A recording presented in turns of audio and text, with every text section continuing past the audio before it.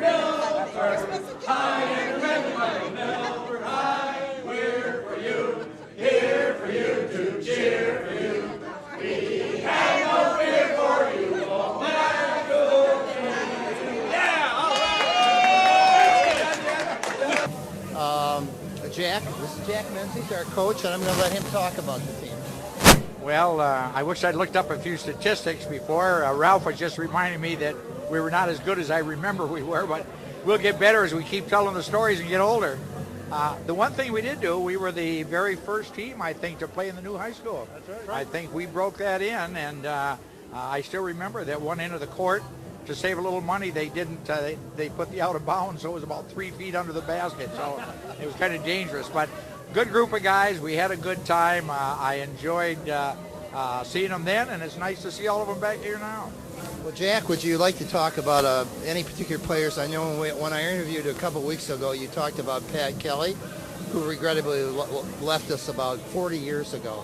So maybe I think you talk about it. Well, Pat was a transfer. I think he came in like when he was a junior, maybe when he was a senior. Pat was a very smart athlete.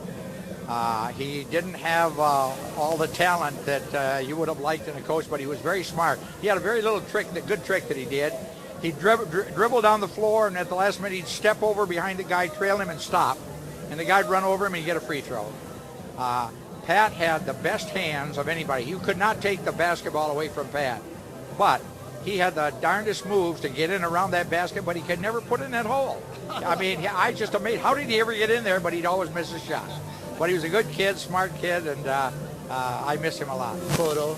All great men are either dead or dying, and come to think of it, I don't feel so well myself. It's just very prophetic. I want to tell you that I have a picture home of all of these guys, but they're all in football uniforms. And Denny Boyle and I were coaching them, and Frank was our leading runner. Man, we won the first 5 or 6 ball games with Frank running in there. And he and I got this little joke about how Dick Yeager beat him up, but anyway, I'll not tell that. But I had every one of these guys at one time in a football helmet playing football for me. Jack, my primary recollection of you in high school was that of a coach.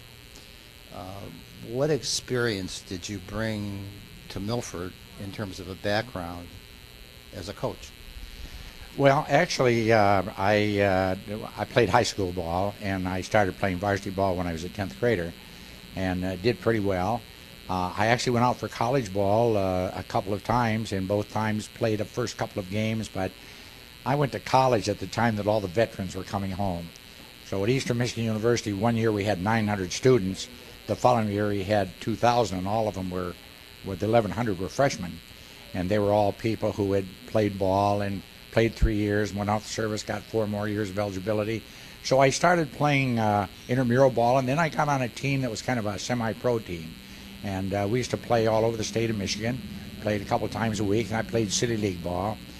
Then when I went in the service, I played both on the, when I was over in Japan, I played both on the company team and the battalion team. So had a pretty good assignment because I played basketball on Wednesdays and basketball on Saturdays. And so I think that was probably a part of it. I think the other thing that gave me some credibility was that when I came here, the kids that were in the 7th grade, I made a basketball team. And we were able to play other schools. And during that period of time, they were just an excellent group of kids. And we were beating everybody by 20, 30, 40, 50 points. I remember Jim Davison telling me one time that he remembers we played one game where we won something like 62-0. And so I think because those kids were now coming into high school, I think that influenced Harold Hansen to think that maybe I ought to come back and take a shot at that. The one standout recollection I have in high school was that basketball team. That 1956 basketball team. You had Davison, Baker. Baker had the jump shot with no arch. Right. Yeah. You had McFarland. Well. Oh, I was in depression for about a month after you lost to Walled Lake in the regionals. I want you to tell me why you lost that game to Walled Lake. Well, the situation was that We had a really good ball club, and I think we had visions that year. We'd won the district the year before, and I think we had visions that we were going to go farther than that. But when we played that year, we lost. We drew Wall Lake in the first round, and they went to the semifinals in the state. That's why we lost. They went on to. They just missed by a couple of points being state champion. So, luck of the draw, we just got a quasi-state champion on our first round. That team was, to my memory, is still one of the most exciting teams I ever watched. That was before they had the limit on shots. In other words, today you have to shoot within a short period of time. And I remember a game over in Northville with a guy named Cap Peathers. You remember him? Yes. He's now a postman, or was probably a retired postman now. But the way teams fought you was to stall the ball. Right. Yeah. I remember when that happened. Yes. Yeah. I'm sorry. Well, what really happened was that, and you always say you got great players, you got great things, but there are a couple of things in my coaching career that were pretty good. First of all, I had a big, slow team. So we were going to be in big trouble if we tried to play man for man. So we invented a defense, a zone defense, which most people weren't used to coming up to. And in that little box that we had up here for a gym, they really couldn't get inside for a shot. So they had to beat us outside. That was not very likely. The second thing was we had an offense that I developed where there were always three guys at the basket, three of our guys, so that it was a rotation. If a guard drove in, then somebody else was supposed to rotate back.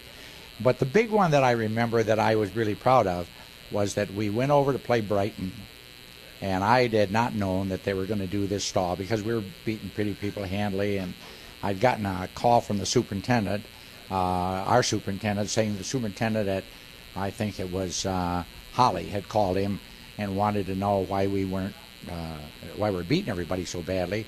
So I sat down and figured out to show what the second string had done.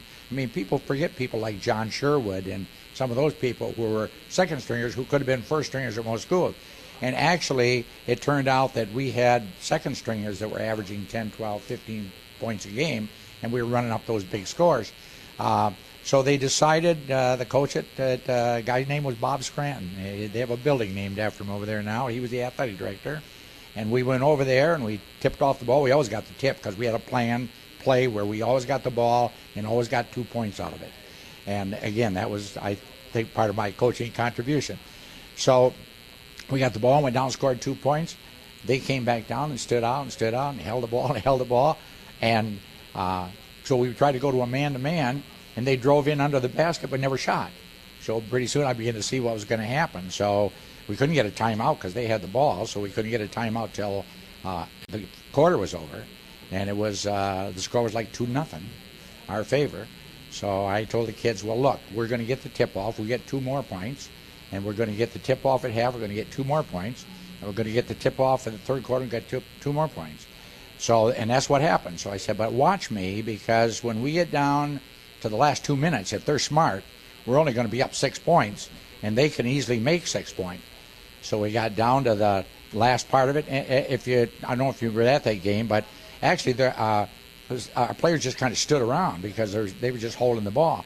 And finally we got down 2 minutes, and I motioned to get up and get on guard, and 1.5 minutes, and it went out, and they settled for the 8-point loss. So I said to the athletic director, he said, well, at least you didn't get your 70 points. And I said, yeah, but you could have forfeited, it'd been 2-0, and we wouldn't have to go through all this misery. So the next game was with Northville.